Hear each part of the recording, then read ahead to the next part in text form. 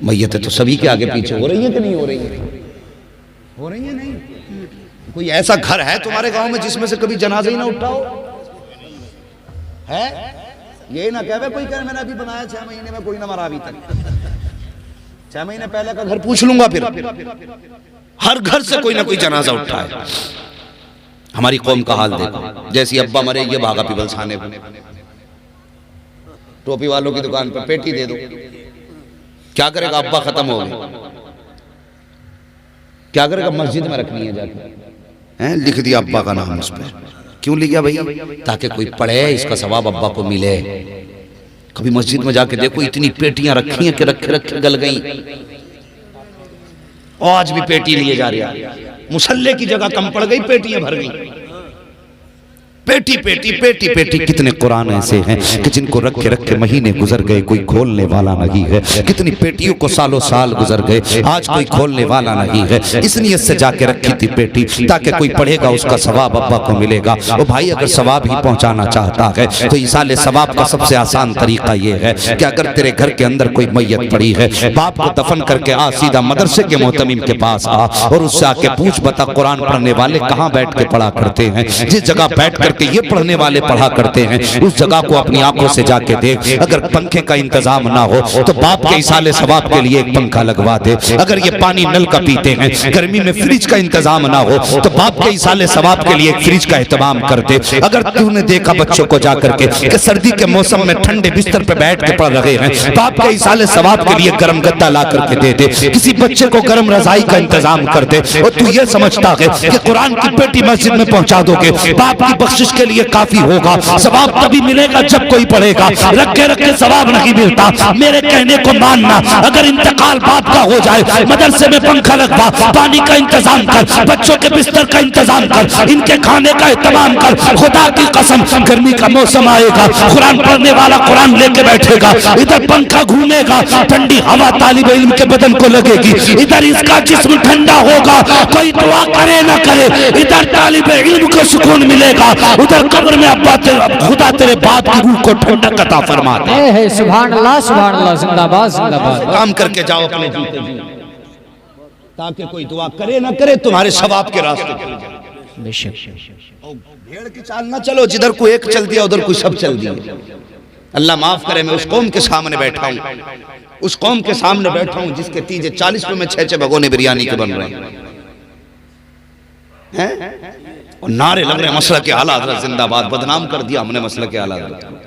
8-8 भगोने हैं। कुछ प्रधान तो इसी काम के रह गए, तो ढूंढते कोई मरा तो जाके कुर्सी डाल के बैठ गए कि हमसे अच्छा हिसाब कोई जानता ही नहीं है कितने चावलों में कितने खाऊंगा। और ये प्रधानी जेब में रख, शादी ब्याह में बता अच्छा लगेगा, और मैयत में आके बिरयानी का हिसाब ना लगा। कितने लोग इतनी बेबसी की मौत मरे हैं कि उन्हें एक एक वक्त की दवा ना मिल सकी। कहते हैं हमें गरीबी दिखाई नहीं देते दुनिया में, और कभी गरीबों की फिक्र कर तो गरीब दिखाई देंगे। कभी अस्पताल जाके देख के लोग हॉस्पिटल के दरवाजों पे बैठे हैं, पैसे के इंतजार में कोई लेके आएगा हम अपना एक्सरा कराएंगे, कोई लेके आएगा हम चेकअप कराएंगे। और यार हो सकता है तूने 4 भगोने बिरयानी के बनाए हैं, एक भगोने के पैसे अगर किसी के चेकअप में लग जाते तो तेरे 2000 से हो सकता है किसी की जान बच जाती, किसी की जिंदगी बेहतर हो जाती। खुदारा पैसों का सही इस्तेमाल किया करो, जायज जगह खत्म किया करो। उस कौम का क्या कहना है जो कौम आई खा के गई, मुंह में तीली डाली, नाक तक भर के खाया, फिर खा के कह दिया नमक तेज था। उसके लिए बिरयानी तुमने बनाई है, जिसने नाक तक भर के कहा सब कुछ ठीक तो था लेकिन चावल थोड़ा मोटा लेकर के आया, काश गोश्त उस हिस्से का होता, सीने की हड्डी नहीं मिली, फला जगह की रोटी नहीं मिली। उसके लिए तुम फजूल के खर्च कर रहे हो, जो खा के तेरे खाने में ऐब निकाला करते हैं। और यार अगर सवाब ही कमाना चाहते थे तो उस पैसे को उठाते, किसी बेवा की बेटी की गोद में जाके डाल देते, और यार उस पैसे से बेवा की बेटी का घर आबाद हो जाता, खुदा मरने के बाद तुझे जन्नत में महल अता फरमा दे। सुभान अल्लाह, सुभान अल्लाह। नारे तकबीर, नारे रिसालत, उलमाए अहले सुन्नत जिसने दस्तार बंदी, नारे तकबीर, नारे रिसालत। हाँ भाई, पैसे का सही इस्तेमाल करेंगे इंशाअल्लाह। इंशाअल्लाह। तुम्हारे गांव में कबड्डी बड़ी डट के होती है, होती है कि नहीं? हम तमाशों में सबसे आगे हैं। हमारे गांव का नाम है कि उस गांव में कबड्डी बहुत डट के होती है। वाह भाई वाह, क्या ही अच्छा होता तुम इस इदारे के कांधे से कांधा लगा के खड़े हो जाओ। और सुनो, खुदा की कसम, सिर्फ मैं नहीं, फरिश्ते सलाम करेंगे जिस दिन कोई ये कहेगा कि हम उस गांव से आ रहे हैं जिस गांव में अल्लाह ने इस साल 10 हाफिज कुरान अता किए हैं। सुभान अल्लाह। फरिश्ते भी सलाम करने आएंगे तुम्हें। कोई यूं ही दौलत नहीं है कुरान की। बहुत बड़ी बात हजरत ने कही कि आम फरिश्तों को इजाजत भी नहीं है कुरान पढ़ने की। ये तेरा नसीब नहीं कि तुझे कुरान पढ़ने की इजाजत दे दी गई। हर सीने को खुदा ने ये तौफीक बख्श दी कि मेहनत करे, सीने में कुरान उतार ले। ये तेरा नसीब नहीं है, ये मुकद्दर की बातें हैं। ये सब कुछ होते हुए भी हम लाइल में कुरान से दूर हैं। ओ यार, एक ही किताब हमारे पास है कुरान। अगर यही नहीं पढ़ी तो फिर दुनिया में आए क्या करने थे? कुत्ता बिल्ली पढ़ने आए थे? और कुरान पढ़ो, उम्र कोई भी हो, कुरान के करीब हो जाओ, दीन के करीब हो जाओ। बड़ी बड़ी कुर्बानियां लोगों ने पेश की हैं कुरान के लिए। हमारा तो कुछ भी नहीं लगा भाई, कुछ भी नहीं लगा है। मुसलमान के घर में पैदा हो गए, इमाम साहब ने कान में अजान पढ़ दी, मुबारक हो, हुजूर का उम्मती बन के पैदा हो गया है। थोड़ा सा होश संभाला, अम्मा ने टोपी उड़ा दी, और होश संभाला, गोटी खाने सीख गए। जिस दिन से गोश्त खाना सीख गए, समझ लो उस दिन से पूरे मुसलमान हो गए हैं, पूरे मुसलमान हो गए। हड्डी चबा लेता बेटा, पक्का मुसलमान। ये नहीं, सूखी रोटी भी खानी पड़े तो खाओ, लेकिन बच्चों को कुरान सिखाओ, बच्चों को दीन सिखाओ, ताकि बेबसी की मौत ना मरो, सुकून की मौत मरो, इज्जत की मौत मरो। जनाजा तुम्हारा हो, नमाज पढ़ाने वाला तुम्हारा बेटा हो, कब्र तुम्हारी हो। हैं आज वो फैशन चल गया, 4-4 लाख रख दिए कि 3 दिन तक तुझे लगातार अब्बा की कब्र पे कुरान पढ़ना है। चाहे अब्बा गरीब की जमीन खा के आया और उसकी कब्र पे कुरान खानी हो रही है। ठेका लिए बैठे, 3 दिन पढ़वा दो, बख्श ही जाएगा। बेटे, हलक में हाथ डाल के निकाल लिया जाएगा जो खा के गया है। जमीन छोड़, 1 रुपया भी खा गया है तो जब तक उसका हिसाब नहीं हो सकता, जन्नत जा ही नहीं सकता। किसी का हक ना खाइए, मैंने पहले कहा था, जायज खाइए। बड़ी बड़ी कीमतें लोगों ने चुकाई है। हजरत मुसअब बिन उमैर तारीख में बहुत बड़ा नाम है। छोटे से थे, 2 भाई थे और यतीम थे, बाप का इंतकाल हो गया था। लेकिन इतनी बड़ी माँ के बेटे थे ना कि जिस गली से गुजर जाते थे उस गली को सूंघ के लोग बताते थे कि यहाँ से मुसअब बिन उमैर गुजर के गया। इतनी शान वाली माँ के बेटे थे, इतने पैसे वाले के कि वहाँ खुशबू हर किसी का नसीब नहीं थी। पैसे वालों को खुशबू मिलती थी और ये खुशबू लगाते नहीं थे, खुशबू में नहाया करते थे। इतनी दौलत वाली माँ के बेटे। लेकिन एक दिन इश्क हुजूर से हो गया। जब हुजूर से इश्क हुआ ना तो बैठे हुए बात चल रही थी, तो भाई के सामने बात आ गई। तो उसने कहा, नहीं तू ये ना कर, उनसे प्यार ना कर। मुसअब बिन उमैर कहने लगे, क्या करूं, मैं तो दिल ही उन्हें दे बैठा। अच्छा, दोनों में उसने कहा, सुन, अगर तू प्यार करेगा ना तो तेरी जायदाद का हिस्सा तुझे नहीं मिलेगा, उन्हें छोड़ दे, वरना मैं तेरे हिस्से की भी खुद ले लूंगा जमीन। मुसअब बिन उमैर मुस्कुरा के बचपन में कहने लगे, भाई अगर ये बात है तो कहने लगे, सुन, तू मेरे नबी का कलमा पढ़ ले, अपने हिस्से की मैं तुझे खुद ही दे दूंगा। सुभान अल्लाह, अपने हिस्से की मैं तुझे दे दूंगा। दोनों भाइयों में आपस में तू में चल रही थी। इतने में माँ आ गई। मुसअब बिन उमैर छोटे थे, सोचने लगे, माँ तो मुझसे प्यार करती है ना, फिर मेरी कहेगी माँ बात। तो बातें होने लगी। माँ ने कहा, बात क्या है? कहा, माँ ये बात है। माँ ने फिर प्यार नहीं देखा। माँ कहने लगी, नहीं, अगर तू उससे प्यार करेगा जो जादूगर है, उसके बहकामे में आएगा, जो लोगों को जादू से अपना बना रहा है, तो फिर जो बेटा इसने कहा वही सच है, तुझे कुछ नहीं मिलेगा। कहने लगा, माँ फिर जा, दौलत भी मैंने छोड़ दी। माँ ने कहा, नहीं, फिर अब तो तू कपड़े भी उतार दे। जब माँ ने कपड़े उतरवाए, मुसअब बिन उमैर ने अपनी बहन की तरफ देखा। कहने लगे, बहन कोई टाट हो तो वही ला के दे दे जिससे मैं सतर छुपा सकूं। अल्लाह अकबर, बहन बहन होती है। उसने वो जिसके अंदर सामान रखा जाता था बांध के, ऐसा टाट ला के दिया करते। मुसअब बिन उमैर ने वो लपेटा और लपेट के सीधा रुख किया, हुजूर की खिदमत में गए और पूरी जिंदगी फिर हुजूर के साथ गुजारी। इतनी बड़ी शान वाली माँ का बेटा, जानते हो, इतनी दौलत वाली माँ का बेटा। जब आप उहद में शहीद हुए थे तो उस वक्त भी आपके बदन पे कई बंद लगे थे कपड़ों में, और इस बेबस, इस गुर्बत के आलम में आपने विशाल फरमाया।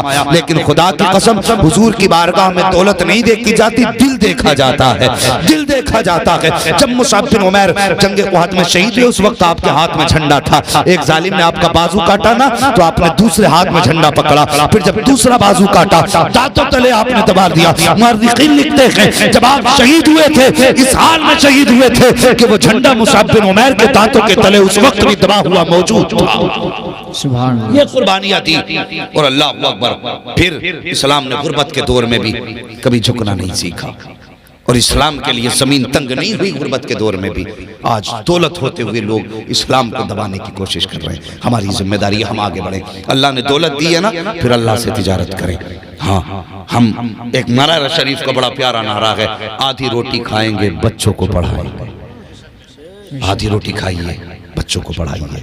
मैं उन बापों से गुजारिश करूंगा जो 10-10 साल के बच्चों से मजदूरियां करवा के 200-200 रुपए खा के ये सोचते हैं कि हम अमीर हो जाएंगे। ना, इनके मुस्तकबिल को इतना सस्ता ना समझो। 200 रुपए में ना बेचो, 200 रुपए में ना बेचो।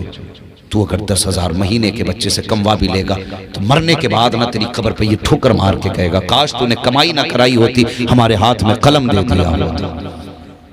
आप लायक बाप बनिए। सिर्फ औलाद की जिम्मेदारी नहीं अब्बा की जूतियां उठाए, अब्बा की भी जिम्मेदारी है कि औलाद को किसी लायक बनाए। हाँ, अब्बा ऐसी रिवायत सुनाते जिसमें अब्बा सिर पे ही चढ़ जा, तो चढ़ा दिया अब्बा सर पे।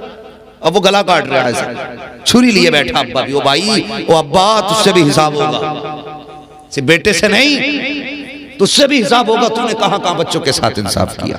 खुदा मेहरबानी करें, आप अपनी जिम्मेदारी निभाएं, खुद मजदूरी कर लें, लेकिन बच्चों को पढ़ाइए। कौमें वही कामयाब होती हैं जिनके हाथों में कलम होता है।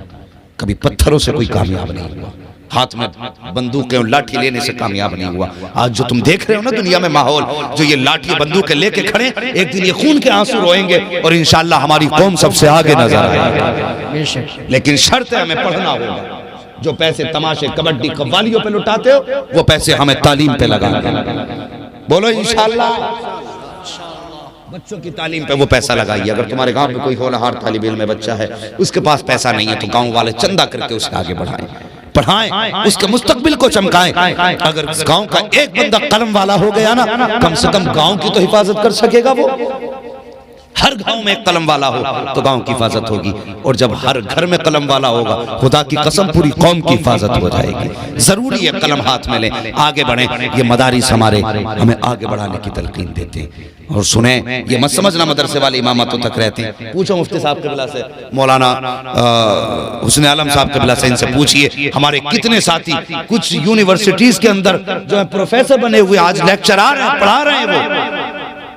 हाँ, हमारे कुछ साथी प्रोफेसर हैं, लेक्चरार हैं, वहां पे लेक्चर दे रहे हैं, पढ़ा रहे हैं, क्लास अटेंड कर रहे हैं, मदरसों के पढ़े हुए। ये मदरसे बच्चों को ना तो बुज़दिल बनाते हैं और ना ही नाकारा बनाते हैं। जिसने मदरसे में 6 महीने रोटी खा ली ना, फिर भी उसका दिमाग किसी वकील से कम नहीं चलता। ये उसकी रोटियों की बरकत है। और जिसकी जिंदगी मदरसे में गुजरी होगी, सोचो वो फिर कितनी तरक्की करने वाला होगा। बच्चों को पढ़ाएं, दीन के करीब करें, करेंगे इंशाअल्लाह। कुल हल यस्तविल लदीना यअलमून वल्लदीना ला यअलमून। महबूब आप फरमा दीजिए कि जानने वाले और ना जानने वाले बराबर तो हो ही नहीं सकते। तो कभी भी किसी आलिम की बराबरी ना करें, किसी कुरान वाले को छोटा ना समझें। ये ना हमारा बोता तो मार दिया थप्पड़ हाफिज जी के, ना, तुझे पता नहीं बेटे, इसके सीने में वो दौलत है कि सारी दुनिया की दौलत एक पल्ले में रखो, और इसके सीने में जो पूरी दौलत है उसका एक टुकड़ा उठा के दूसरे पल्ले में रखो, तो दुनिया की सारी दौलत मिलकर के इसकी एक आयत का मुकाबला नहीं कर सकती। बेशक, सुभान। इज्जत करें, हाफिजों की इज्जत करें, उलमा की इज्जत करें। जैसा आपकी नियत होगी अल्लाह वैसी बरकत अता फरमाएगा। और जिनका काम ही है ना मौलवियों में मीम मेख करना। अभी बैठा था जहाँ पे रिश्ते में गए थे ना, तो 4 लोग बातें कर रहे थे, मौलवियों की चितवी अपनी पटवी अपनी। और बुड्ढे ही बुड्ढे थे। मैंने कहा भाई ज्यादा ही दिल जला दिखा है, मेरी तबीयत थोड़ी ऐसी थी, मैं लेटा था, उन्हें पता नहीं यहाँ कोई मौलवी लेटा है। तो बुड्ढे बुड्ढे कह रहे मौलवियों की चितवी अपनी पटवी अपनी है भाई। तो वो कह रहा हाँ सही कही। बोले एक बात मैं बताऊं, तो वो बता रहा, कह रहा बारिश होने लगी जलसे में, तो मौलाना कहने लगे कहाँ जा रहे हो, अल्लाह की रहमत छोड़ के। ये रहमत है अल्लाह की। मजदूर था, बैठ गया, कहने लगा एक दिन बारिश हुई, मौलाना तेज जाल लगे उठ के। उसी मजदूर ने कह दिया तुम कहाँ जा रहे हो, रहमत छोड़ के। तो कहने लगे मैं इसलिए जा रहा हूँ, नादान देखता नहीं अल्लाह की रहमत मेरे पैरों पे गिर रही है।